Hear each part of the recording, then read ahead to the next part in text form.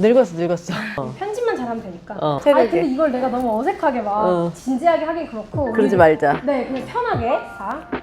아니, 순서 상관없어요. 뭐가 먼저 나오는지는 우리가 결정하면 돼.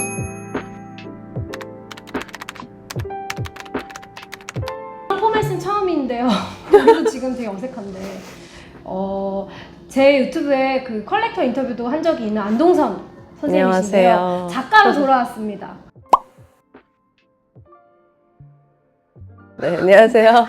그 요즘에 이 책이 미술을 좀 좋아한다는 많은 미술 애호가들 사이에 스토리에 진짜 많이 올라오거든요. 그래서 책이 나온 즉시 인터뷰를 하는 게 사실 제일 좋아요.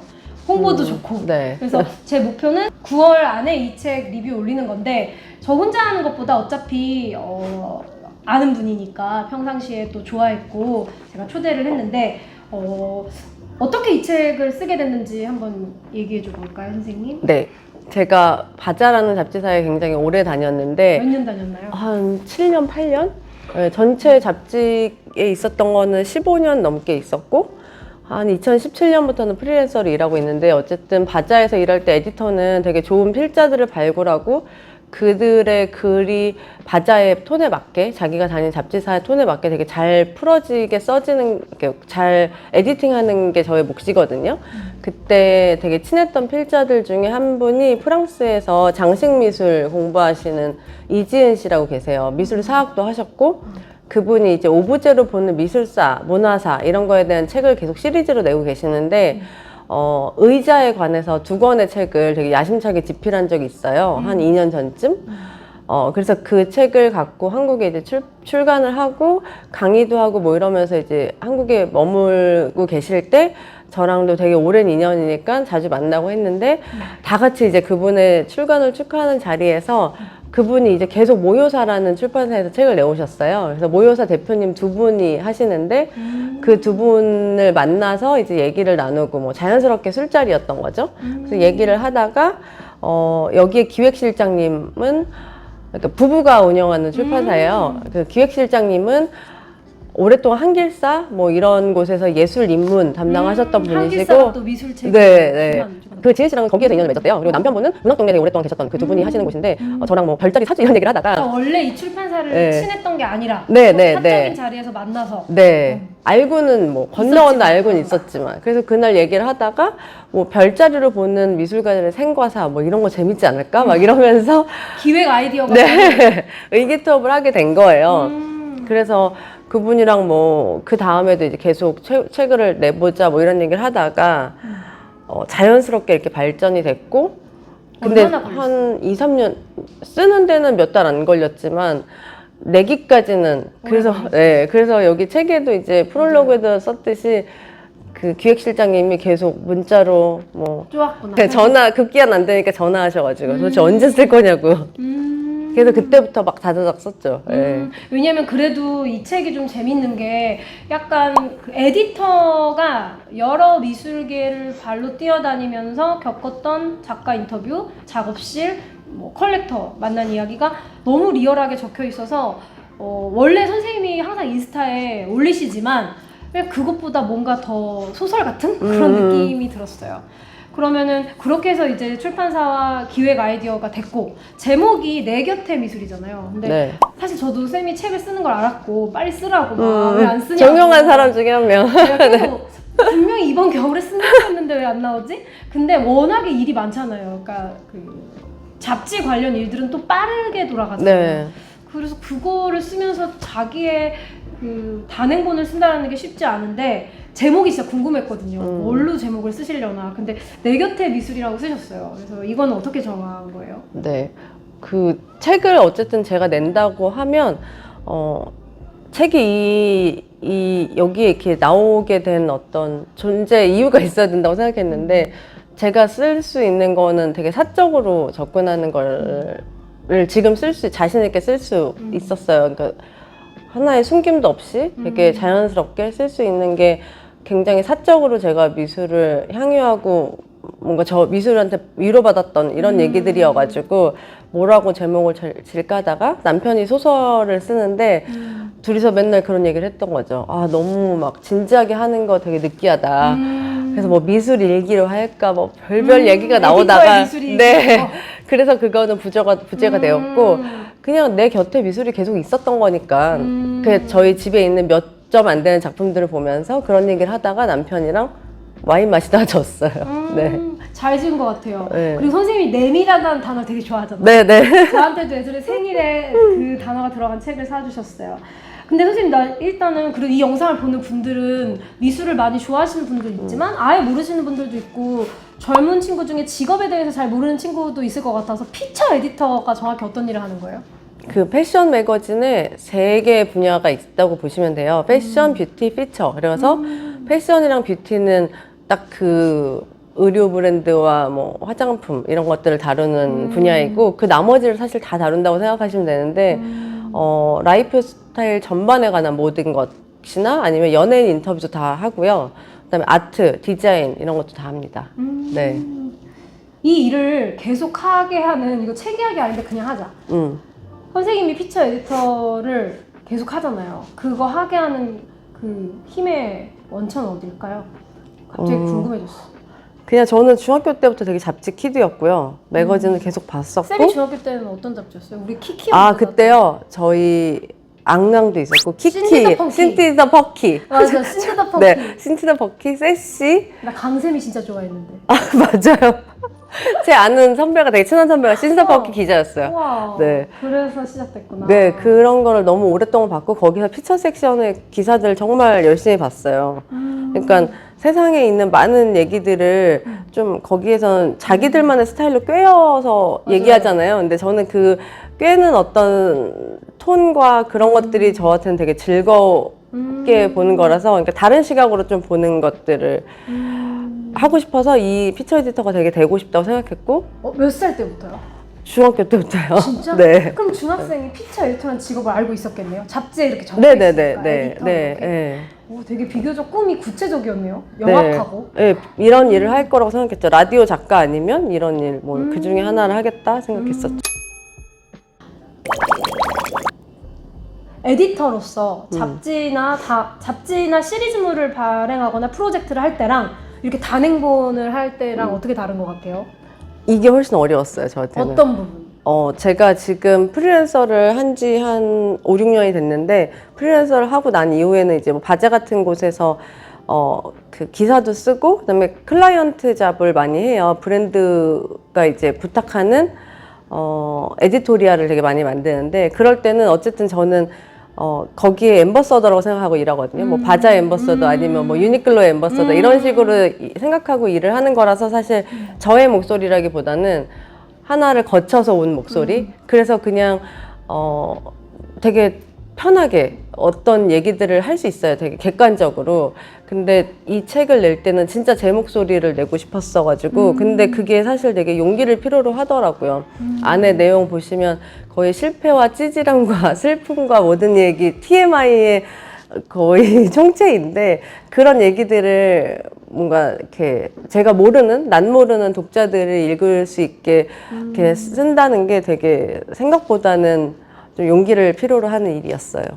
네. 그런 부분이 어려웠다. 네. 아니, 나 아버지가 풍부에 어떻게하는지 몰랐어요. 네. 야, 우리 선생님한테 동생이 2명이나 있는지도 우리가 그래도 꽤 오랫동안 몇 년 만났다고 생각했는데 왜? 이렇게 아버지가 이런 걸 하셨구나. 이런 일이 있었네. 그래서 약간 진짜 내밀한 일기를 보는 느낌이었어요. 진짜 재밌게 읽었어요. 너무 궁금해서 막 어떻게 선생님은 글을 썼을까. 근데 역시나 무슨 음양오행부터 별자리까지 이 책에 다 들어있어서 되게 진짜 안동선스럽다는 네. 생각을 했어요. 제가 인터뷰에 능력이 없어서 이 책을 쓰기까지 가장 힘들었던 점이 어떻게 보면은 어떻게 달랐나와도 비슷한데 네, 그거랑 또 하나는 시간을 내기가 진짜 어려웠어요. 선생님 또 음주 가무도 하셔야 돼요. 네, 음주 가무도 해야 되고 매달 사실 이제 뭐랄까 제가 살아가는데 필요한 모든 돈을 벌어야 되니까 해야 될 일들이 되게 많은데 글 쓰는 일은 생각보다 진짜 많은 시간을 요구하는 일이고 제가 이렇게 오랫동안 했음에도 불구하고 지금까지 잘한다고 말할 수가 없는 일이거든요. 그래서 저는 되게 많은 시간을 필요로 하는데 이 책을 위한 시간을 내기가 어려운 거예요. 왜냐면 지금 당장 돈을 주겠다고 기다리는 그 맞아요. 클라이언트들이 있는데 그 일들을 당연히 먼저 하고 그 다음에 시간이 남으면 겨우 남으면 이 책을 써야 했기 때문에 네, 그런 동력을 갖기가 제일 힘들었습니다. 맞아요. 당장 다음 달에 내가 월급처럼 나에게 돈을 주는 일을 먼저 하게 되는 것 같아요. 네. 근데 이거는 삶에서도 되게 비슷한 것 같아요. 사람들이 뭐 운동을 해라, 독서를 해라, 영어 공부를 해라 이러지만 사실 가장 급한 일부터 처리하니까 네, 맞아요. 전업 작가가 아닌 그러니까 원래 일이 있는 저도 그런 사람으로서 시간을 만드는 게 진짜 능력인 거죠. 네, 초능력, 맞아요. 초능력. 저는 진짜. 그래서 소영쌤도 어떻게 이렇게 많은 일을 하는지 진짜 놀라울 정도. 본인 스스로 네. 망했다고 생각해도 계속 가는 거죠. 매 순간 망해요. 그냥 그냥 하는 거예요. 책이 나와도 네. 아 이것도 또 망했구나. 저 이렇게 말하면 그렇지만 사실 작가라는 말도 좀 그래. 너무 부끄럽고 맞아요. 사람들이 많이 봤으면 좋겠지만 많이 안 봤으면 좋겠는 네, 그 맞아요, 마음이 맞아요. 항상 있어요. 그러니까 이게 직업이라는 게 내가 잘해서 좋아해서 하는 게 절대 아니고 그냥 할 수밖에 없고 맞아요. 그리고 매 순간 나 이제 왜 이렇게 못하지? 하면서 하는 거잖아요. 맞아요. 그리고 나를 사람들이 약속을 지키기 위해 하는 일도 되게 많잖아요. 맞아요. 그러니까 결국엔 사람들이 책을 잘 쓴다라는 건 엄청난 뛰어난 문장력과 막 문학 소녀 이게 아니라 그냥 약속을 잘 지키고 맞아요. 네. 맞아요. 그냥 스스로, 책임감. 맞아요. 그런 게 되게 큰 것 같아요. 저도 그 송경현 기획실장님이 전화 와서 쓰게 된 거죠. 어쨌든 그 약속을 지켜야 되니까. 맞아, 사람이 네. 그래도 약속을 했다. 네네. 근데 그 실장님 송경여 실장님. 송경여 실장님 덕분에 그래도 이렇게 멋진 책이 나왔네요. 그런 거 보면 사실 출판이라는 건 앞에서 땡겨주고 뒤에서 밀어주는 사람들이 다 있어요, 그죠? 맞아요. 이 모든 책에 같이 어떻게 챕터를 구성하고 이런 걸 굉장히 그야말로 내밀하게 서로 소통하면서 작업한 거라서 편집자는 너무 필요해. 네, 너무너무나. 제일 중요한 네, 사람인 제일 것 중요해. 근데 드러나지 않잖아요. 맞아요. 네. 제일 뒤에 드러나. 제일 네. 뒤에 이름이 있어요. 네. 근데 우리가 갑자기 갑자기 편집자 얘기가 나와서 하는 말인데 미술 작품은 갤러리랑 작가가 5대5잖아요. 네. 근데 제가 출판의 언어를 알기 시작하면서부터 제일 이해가 갔던 게 인쇄는 보통 10%잖아요. 네. 근데 그거는 그만큼 그 90%에 해당하는 공정들이 출판사와 마케터와 편집자와 뭐 교정 보시는 것부터 다 있기 때문인 것 같다는 너무나 생각을 저도요. 네. 들었어요. 표지 얘기 좀 해볼까요? 표지가 제가 처음에 선생님이 출간 기념회를 되게 또 힙하게 하셨어요.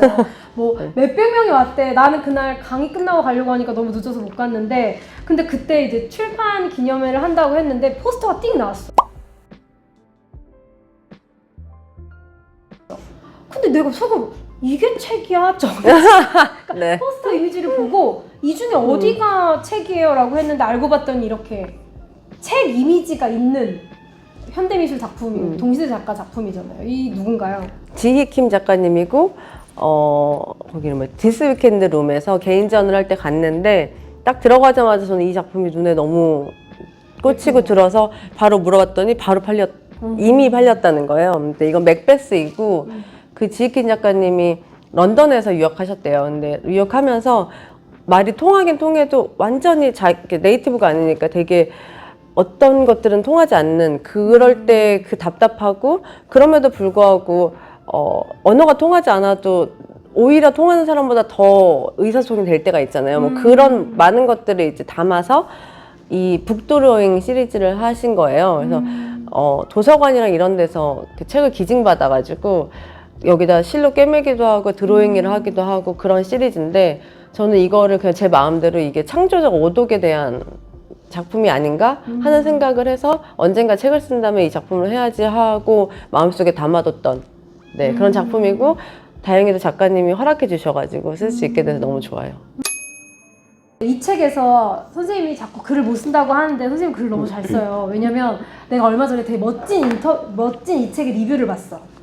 제가 파고상시에 내가 왜 안동선 쌤을 좋아하지 이런 생각을 했는데 저는 모르는 분인데 무슨 편집장님의 리뷰였어. 그게 나한테 뉴로 떴어. 월간 누구지? 공예. 저기 성갑 선배요. 에디터가. 네. 그분이 쓴 후기를 읽어드릴게요. 그럼 그거가 어떻게 아무리 친해도 혹은 잘 알아도 이렇게 정성스럽게 리뷰를 써주지? 이 리뷰를 보고 과연 이 책을 안 읽을 사람이 있나? 네. 여기 보면은 선배님이신 거죠? 네, 이 선배가 선배예요.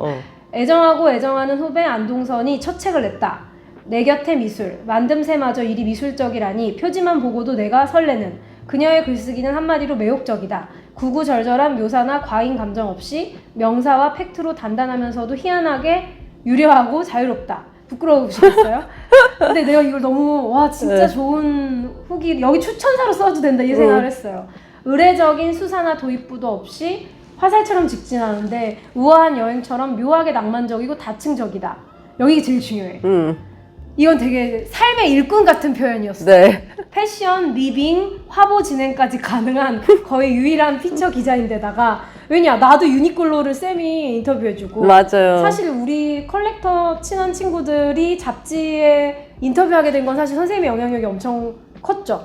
동선쌤이 한다고 하니까 우리도 좀 용기도 많이 냈고 패션, 리빙, 화보 진행까지 가능한 거의 유일한 피처 기자인데다 명리학을 배우고 영적인데도 관심이 많아 인터뷰를 하건 그림을 보건 외피를 열어젖히며 안으로 계속 들어가는 느낌이랄까? 지인들을 만나거나 에디터 소개해달라는 전화를 받으며 베스트 오브 베스트라며 자신있게 소개한대요. 듣자 하니 교보문고에 책이 깔리기도 전에 1세가 다 소진돼 2세를 찍는다는데 그 이유를 자기는 안 돼요. 의리 있고 너그럽고 친구에게 시간, 마음 쓰는 거 인색하지 않고 직업적으로나 삶의 주체로서나 인간성과 태도가 가장 좋은 후배 중 한 명이기도 하대요. 책에는 무려 자신의 얘기가 2번이나 나온대요. 3, 4번 채웠으면 더 좋았을 것을.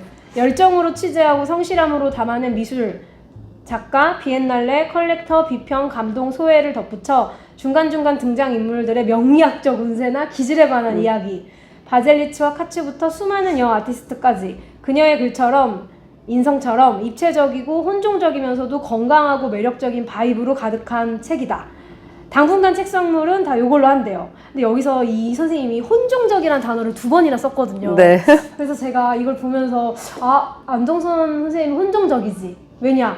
선생님은 글을 진짜 많이 쓰는 것 같지만 사실은 요리나 음식에 있어서도 너무 진심이고 와인에 있어서도 너무 진심이잖아요. 그래서 그런 이제 제 개인적으로는 이 책 말고 또 다른 책 한 권 있잖아요. 그 안주와 반주. 네. 네. 그 책도 좀 소개해 주시면 좋을 것 같아요. 그 책은 제가 저랑 같이 다니진 않았는데 바자 에디터였던 오선희 선배가 지금 런던에서 살고 계시고 거기에서 출판사를 내셨어요. 포에츠 앤 펑크스라고. 그 출판사에서 낸 책이에요. 오선희 선배가 그 압구정에 슈퍼판이라는 레스토랑이 있는데 거기에 우정 선생님이 이제 요리를 하는 곳이거든요. 근데 그 선생님의 요리를 먹고 이거는 잠실 5단지에 살았던 엄마가 해줬던 네, 음식 같다고 생각했대요. 그러니까 뭔가 되게 세련되고 싶은 엄마. 그러니까 요리를 쫓아가고 싶은 엄마의 요리. 네, 그때 90년대 뭐 이럴 때 좀 세련되고 싶어서 막 일본의 그런 레시피 같은 것도 해보는 그런 엄마의 요리. 네, 그런데 정말 우정 선생님의 요리가 그렇게 혼종적이에요. 선생님이 중국 음식 너무 배우고 싶고 웍을 다뤄보고 싶어서 중국 음식을 배우기도 했고 그래서 일본 음식도 되게 많이 들어가고 그게 한중일이 막 되게 이상하게 섞여 있는 근데 너무 맛있어요. 그게 정말 와인이랑 잘 어울리거든요. 그래서 그 책은 외국에 사는 친구들에게 한국스러운 음식 안주로 와인 안주를 어떻게 만들면 좋을지에 대한 그런 레시피를 담고 거기에 스토리를 더한 그런 책입니다. 네. 오늘 제가 책이 없는데 저도 그 책 외국분에게 선물해줬는데 색깔이 너무 예쁘잖아요. 핑크의 그 초록색이. 그래서 혹시 요리를 좋아하시거나 와인을 좋아하시는 분들은 그 책도 살펴보시면 좋을 것 같아요. 제가 사실 인터뷰를 잘하고 싶은데 유튜브에 인터뷰 프로그램도 하고 싶은데 생각보다 어려워요. 그래서 지금 천천히 아주 잘하고 계세요. 지금 그 다음 부분은 스스로 유독 이 책에서 가장 애정이 가는 챕터가 있지 않나요? 누구나?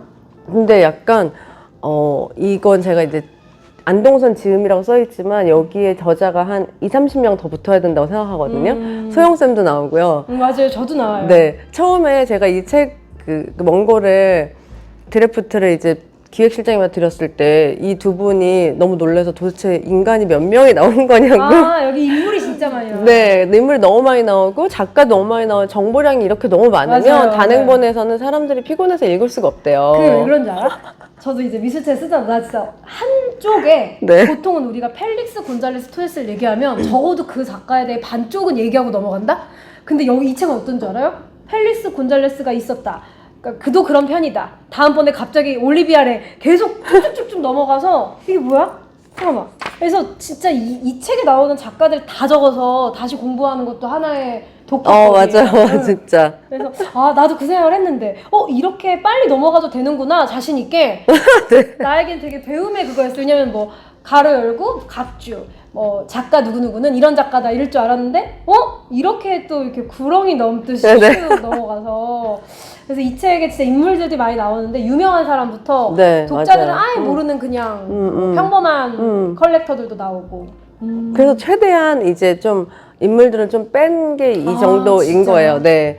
그만큼 저는 사실 어떤 챕터가 가장 뭐 애정이 있냐고 물어보면 사실 저는 이 책을 쫙 넘기면 그 자체로 그냥 저의 삶이고 저의 타인들과의 막 행복했던 순간이 그대로 다 들어있는 거라서 어떤 한 챕터를 말하기가 어려울 정도로 그리고 막 행간에 있는 분들도 너무 많거든요.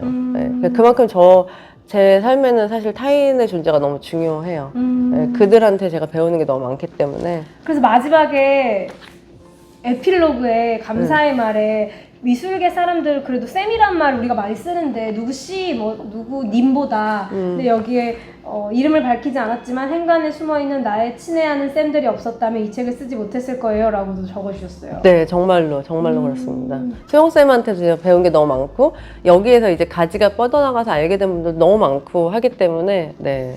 그 선생님이 어떻게 보면 이게 자서전 같은 느낌도 들어요. 네. 왜냐면 막 그러니까요. 실패한 자서전 같은 거 있잖아요. 네. 뭐 여기 보면 코로나 때 야심차게 출장 가서 막 계획 되게 많이 세워놨는데 하필이면 그때 아시아인에 대한 어떠한 그런 오해나 이런 것들 때문에 많은 게 결렬되고 막 이런 이야기 나오거든요. 그래서 그런 거 보면 다시 또 호텔 앞에서 아무 데도 안 가고 바로 공항 택시 타고 그냥 한국 돌아오잖아. 그래서 남편은 생애에 단 한 번밖에 쓸 수 없는 책이다 이렇게 얘기하더라고요. 저도 그렇게 생각했어요. 네, 원래 네. 약간 이 에세이라는 게 사실 쓰기가 계속 쓰는 게 좀 어려운 게 계속 나를 빼내야 되는데 그때 이후로 한 번 다 뺐는데 또 빼기 되게 어렵잖아요. 맞아요. 인생을 다시 다른 뒷샹의 로즈 셀라비처럼 두 번째 삶을 사는 게 아닌 이상 맞아요. 네. 그래서 어떻게 보면 이 책은 진짜 쌤의 어떠한 20대 30대를 관통하는 책인 것 같아요. 그래서 더 난 좀 젊은 친구들이 또 많이 읽었으면 좋겠어요. 20, 30대 미술계의 행사들을 막 오고 가면서 겪었던 그런 고군분투? 네, 맞아요. 여기에는 아예 아주 막 그 얘기까지 넣을 수는 없었는데 사실 저는 제가 피처 에디터 패션지에 그거 자체가 되게 자기가 살고 있는 계급이랑 다른 계급의 일들을 경험하고 만나고 네, 유명한 분들. 네, 맞아요. 그러면서 거기에서 되게 이게 일상인 것처럼 행동해야 하고 그러면서 왜냐면 제가 거기서 막 신기해버리면 안 되잖아요. 네, 그러면 저는 기사를 쓸 수가 없어요. 왜냐면 그분들의 그런 거를 관찰하고, 이렇게, 되게 동등한 입장으로 뭔가를 취재거리를 만들어야 되기 때문에, 그랬던 세월이 사실 되게 긴데, 그런 거에서 내 삶과 괴리가 있다고 해서 되게 우울해지거나 아니면 계속 이상한 시기와 질투, 자만을 해결하지 못하거나, 그럼 일이 안 되지. 네, 그렇게 살지 않고 그걸 잘 건강하게 해결하고 그렇지만 뭐 절대로 극복했다는 건 아니고 잘 이렇게 돌려가면서 살 수 있는 좀 방법이 되게 많거든요. 날렵하게 좀 이렇게 잘 처리해가면서 예, 그런 방법들을 여기서 말하고 있진 않지만 뭐 그렇게 살아온 사람의 한 방편이 될 수도 있지 않을까. 예. 근데 나는 개인적으로 이 모요사를 되게 좋아하거든요. 모요사 책이 왜 매력적이냐면 내가 지금까지 일했던 출판사들은 사실 조금 출판사한테 미안한데 이거 꼭 살려줘.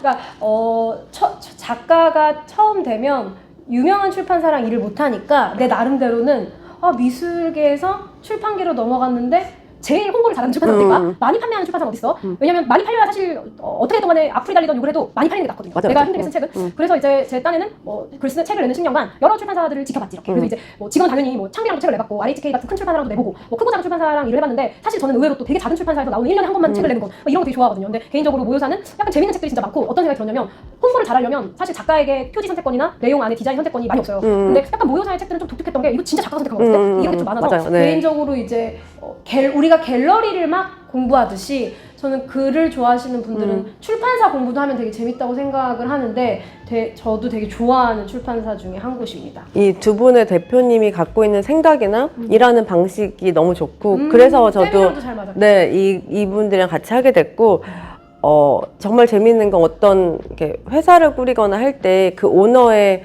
뭐랄까 애티튜드나 뭐 인성이나 이런 게 그 회사 전반의 분위기를 결정하는 게 진짜 신기하게 그렇거든요. 쌤은 또 인터뷰도 많이 해봤죠. 네, 근데 그런 출판사예요. 네, 그래서 너무 좋았습니다. 우리는 이렇게 또 모요사 홍보를. 그러면 제 또 질문 중에 하나가 저는 이걸 여쭤봐도 될지 생각했는데 남편 쌤이 소설가 쌤이잖아요. 남편 쌤, 소설가 네. 쌤. 쌤을 2번. 네. 그래서 내가 여기다 이렇게 적었어. 남편 쌤이 소설가인 걸 밝혀도 되고 안 되면 말고. 글 쓸 때 어떤 도움을 특히 주었나. 책에도 나와 있어요. 근데 그래도 그 출간이라는 걸 할 때는 내 글을 쓰는 것뿐만이 아니라 나는 사실 뭐 짠 하고 매대에 깔렸을 때, 뭔가 오타를 찾았을 때, 아니면 행사를 나가야 될 때, 이걸로 강의를 해야 될 때 모든 게 선배잖아요. 그죠? 맞아요. 그랬을 때 네. 어떠한 도움이 됐나요? 그런 거 되게 궁금했어요. 제가 정말 이걸 어떻게 쓰지? 못 쓰고 계속 있을 때 남편이 일단 뭐 잘하려고 하지 마라. 첫 책은 그냥 낸다는 거에 의의가 있다. 그런 얘기를 진짜 많이 해줬고, 그 세세하게 많은 책들에 있어서 저는 근데 진짜 이게 아까 얘기했듯이 되게 좀 특이하잖아요. 좀 이상하잖아요. 그리고 나 이거가 이렇게 통과가 된다는 사실을 나는 자신감이 없었어. 맞아요. 미술 글쓰기의 또 다른 혁명이에요. 그래서 그거에 대해서 남편이 이제 처음에 제가 이렇게 원고 묶음을 저희는 서로 이렇게 보거든요. 서로 교정해주고 의견을 아주 가감 없이 주고 원고 묶음을 딱 줘서 남편한테 읽어보라고 해서 남편이 쫙 다 한 몇 시간마다 읽고 나오더니 막 크게 웃으면서 너무 이상한데 재밌어. 맞아. 약간 나도 그러니까 지금까지 읽었던 미술책 글쓰기의 방식과 너무 달라. 맞아, 재밌어. 너무 너 같다. 맞아요. 저는 제 남편이 저보고 항상 외계인이라고 그러거든요. 너 같은 책이다. 그런 게 또 되게 자신감이 됐겠다. 그냥 뭐 그러니까 체념하고 가는 거죠. 나다운 게 이거니까 내가 다른 걸 쓸 수가 없어요. 책에서는. 맞아요. 거짓말 할 수가 없어요. 사실. 예. 그래서 끝까지 읽었다는 거잖아. 우리 남편 맨날 목차에서 줘봐. 네. 얼마 전에 라울디피 위인전 같다. 재밌는 위인전 같대. 네. 한 번도 그래서 막 친구들끼리 그거 소영이 책에 있잖아. 그 혼자 되게 못 알아듣는 거 있죠. 어떻게? 끝까지 읽지도 않고. 아, 그 남편은 이제 소설을 여러 권 냈는데 그러니까. 소설을 특히 이제 읽어봐줘야 되잖아요. 일반 맞아요. 독자가 되어서. 근데 그래서 남편은 잘 아는 거죠. 이렇게 먼저 출간되지 않은 책을 읽어봐주는 사람이 가장 감사한 사람이다. 네. 쌤의 초자. 네, 맞아요. 이거는 내 진짜 개인적인 건데 저희는 그래도 사적인 자리에서 많이 만나가지고 제 애니어그램도 아시고 그 MBTI도 다 아시는데 난 너무 신기한 게 솔직히 진짜 개인적으로 쌤은 진짜 아이 같은데 진짜 사람들 많이 만나야 되는 직업이잖아요. 그래서 쌤이 ENFP라고 책에서도 밝혀. 우리가 MBTI를 맹신할 필요는 없어. 근데 사실 누군가를 만나고 오면 하루에 1명 정도 만나면 난 다 끝났어. 끝났거든요. 그래서 되게 그 에너지가 소진이 돼서 집에 가서 채운 다음에 한 3일 후에 나와야 돼.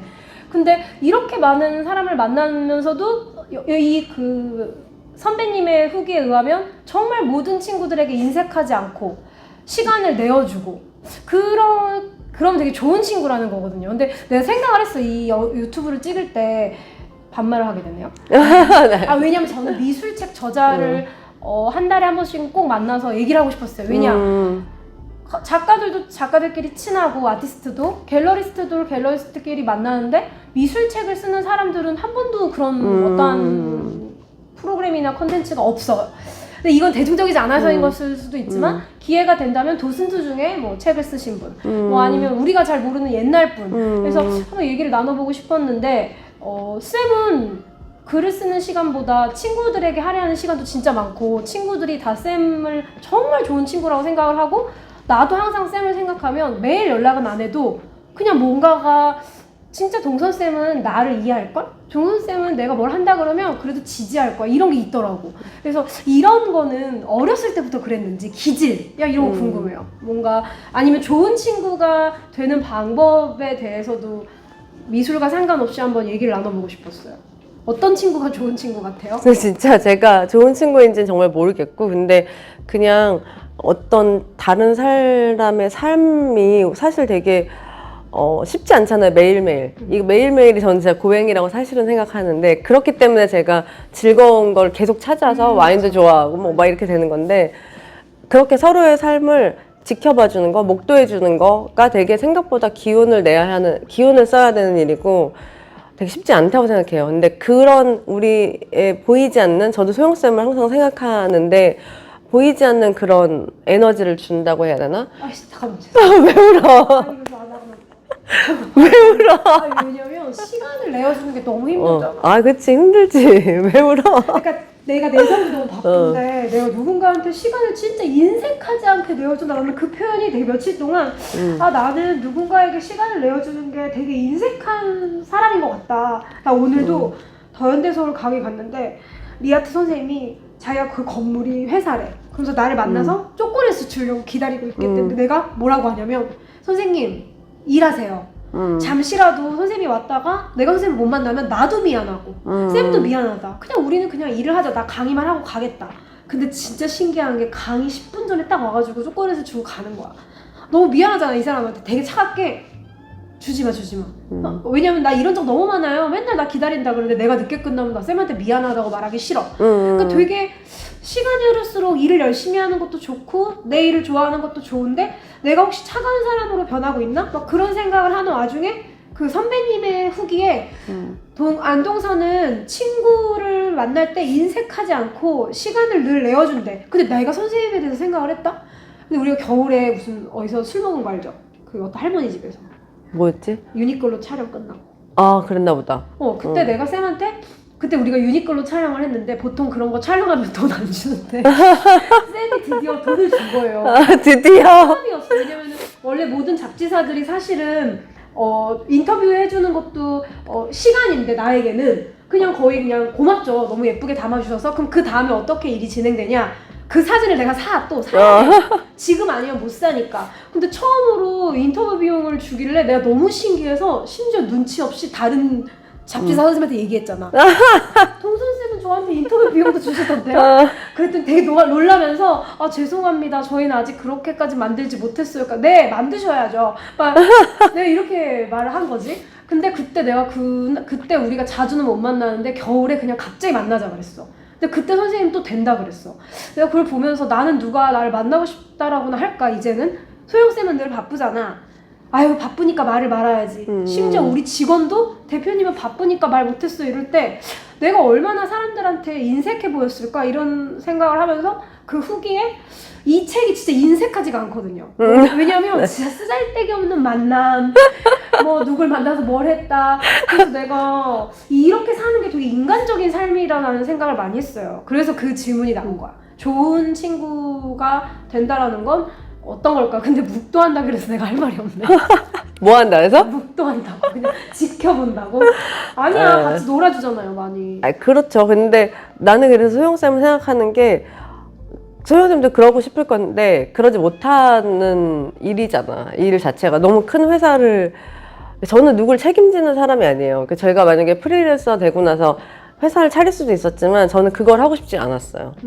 그렇기 때문에 근데 소영쌤은 회사를 경영하는 사람이잖아요. 그러니까 내가 진짜 하고 싶은 거를 좀 멀리하고 해야 된단 말이야. 그러면서 그런 마음이 들 거야 때때로. 근데 그거 자체가 되게 쉽지 않은 일이에요. 나는 되게 좀 소영쌤 힘들겠다 이런 생각을 항상 했고 근데 되게 중요한 건 좋은 관계에서 진짜 중요한 건 제가 왜 여기에도 이제 계절에 대한 얘기를 많이 했는데 요 며칠간 이제 처서가 지났거든요. 맞아요. 처서가 지나면서, 예, 처서가 지나면서 신기하게 날씨가 밤에 바람이 달라져요. 맞아요. 네, 그런 것처럼 인간 서로의 관계, 모든 관계도 다 나름의 리듬과 계절이 있다고 생각하는데 중요한 건 순환한다는 거거든요. 이렇게 파도처럼 올라갔다 내려갔다 하는데 그거를 되게 짧게 갑자기 내려갈 때 얘는 진짜 아닌 것 같아. 그러면서 끊거나 그러지 말고 그냥 지켜보는 거죠. 좋은 친구라는 거지. 계절처럼 그냥 두는 거예요. 그냥 그 여러 가지 저의 리듬으로 움직이는 모든 관계들을 그냥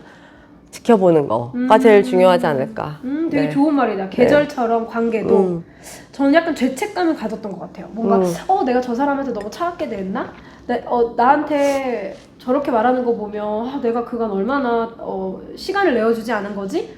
그랬을 때 근데 그 생각을 못했네. 맞아요. 나는 직원도 너무 많고 챙겨야 될 어떤 뭐 식솔들이 또 있으니까 어쩌면 또 진짜 친구면 그걸 이해해줄 수도 있을 거라고 생각해요. 그럼요. 그 사람들이 소영쌤이 뭐 인색하다고 생각하지 절대 안 하고 진짜 힘들겠다. 하지만 보고 싶다. 라고 얘기하는 거죠. 이렇게 또 상담을 상담 언니. 난 그래서 그 생각했어.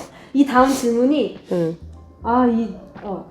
이 다음 질문이 앞으로 또 다르게 쓰고 싶은 책이나 프로젝트가 있는가? 이 책이 이제 첫 책이에요. 그러니까 분명히 무슨 주제를 탐구하고 이미 있다거나 뭔가 계획하고 있는 책이 또 있어요? 그냥 언젠간 요즘은 꼭 써보고 싶은.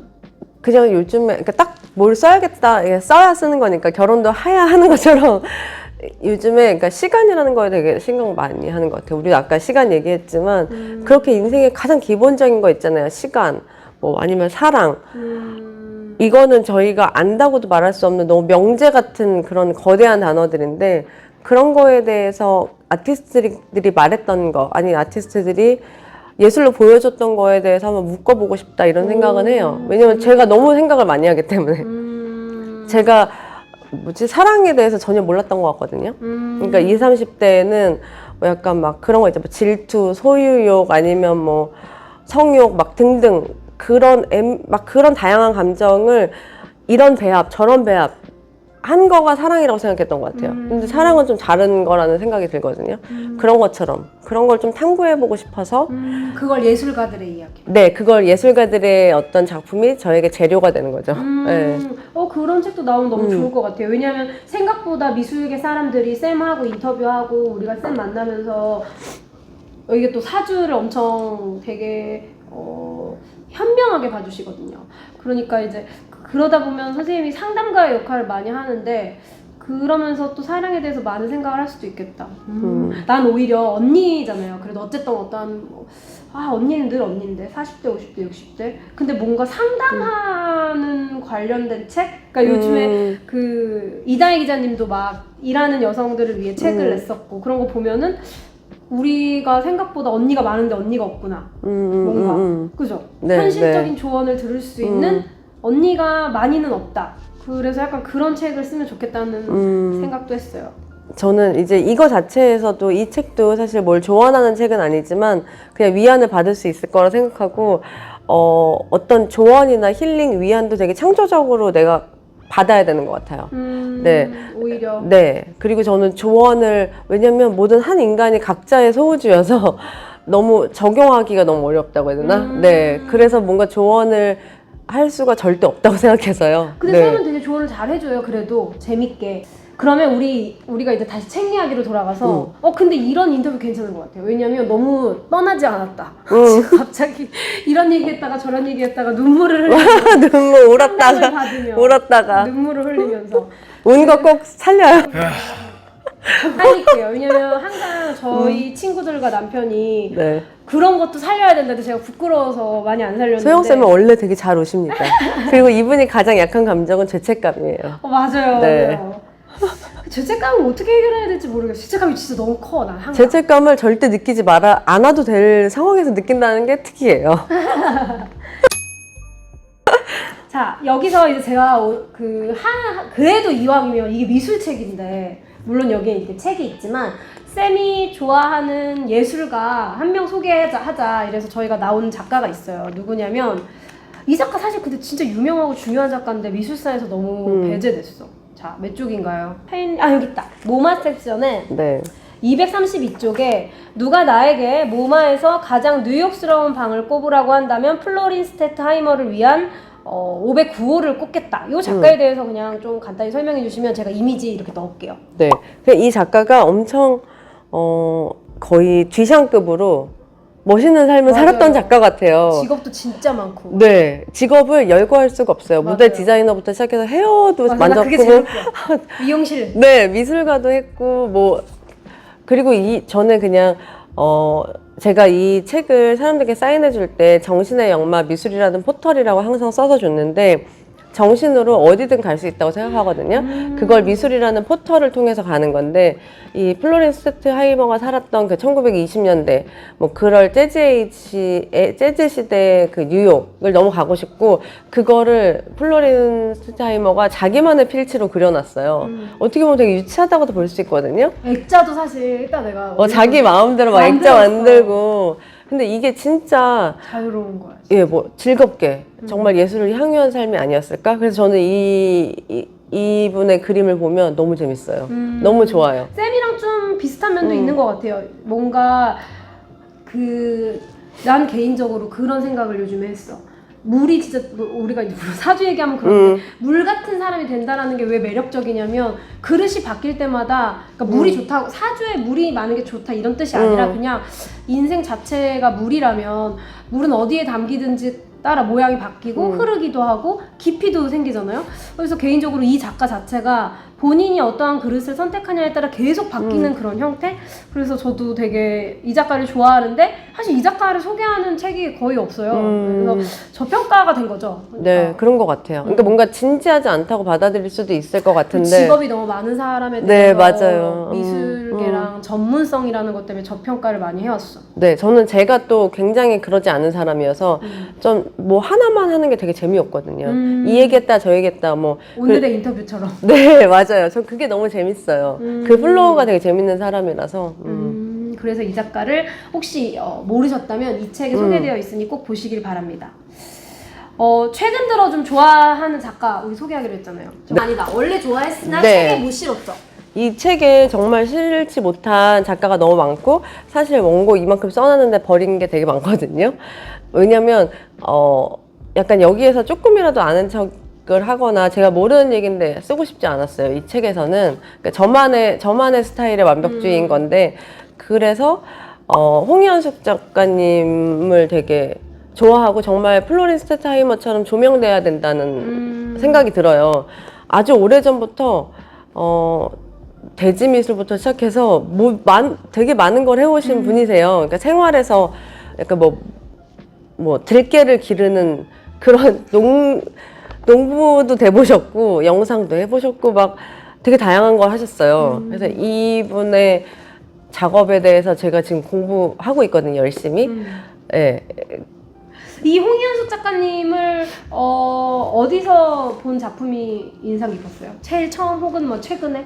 최근에 본 것 중에는 광주 비엔날레에 무각사에서 작가님의 작품이 그러니까 영상 작품이 2점 나왔었는데 하나는 그 불상을 만지면서 그 불상에 대한 스크립트하고 같이 이루어져 있는 영상 작품인데 그게 너무 재밌었어요. 그리고 스크립트가 너무 예술이에요.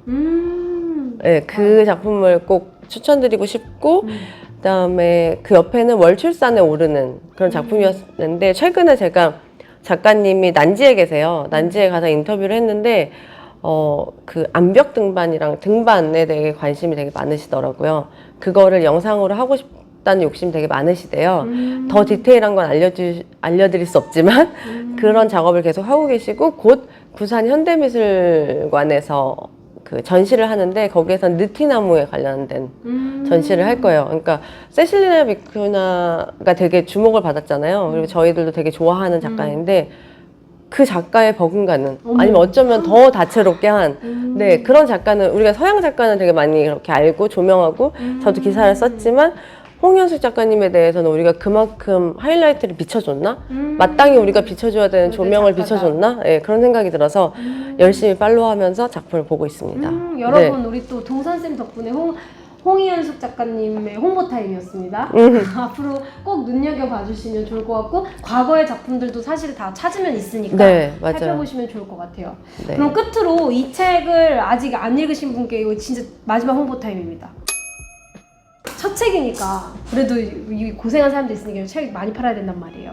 맞아요. 이게 제게 저 때문이라기보다는 이걸 같이 만들어준 분들을 위해서 제가 진짜 부끄러움 그런 거 그래, 없이 맞아. 네 해야 되는 거고 이 책은 저는 밀도가 좀 있다고 생각해요. 왜냐면 제가 스스로가. 네 스스로가 만족한다. 네 제가 갖고 있는 사유의 밀도라기보다는 제 경험의 밀도가 높다고 생각해요. 왜냐면 여러분들도 아시다시피 월간지 기자로 사는 거는 진짜 빡세거든요. 그러니까 인생이 어떻게 흘러갔는지 모르고 그냥 12개의 어떤 조각으로 나뉘어요. 1년이. 그렇게 한 10몇 년을 기자로 있으면서 제가 경험한 미술계 현장의 모든 얘기들이 담겼고 그리고 여기 등장하는 분들을 정말 자신 있게 제가 이분들의 뭐랄까 예술 세계 그리고 이분들의 삶 너무 흥미진진하니까 꼭 읽어보시면 좋을 것 같습니다. 네. 노력했다. 노력했다. 네, 여기까지. 와, 나 너무 신기하다. 쌤 진짜. 노력했다. 노력했어.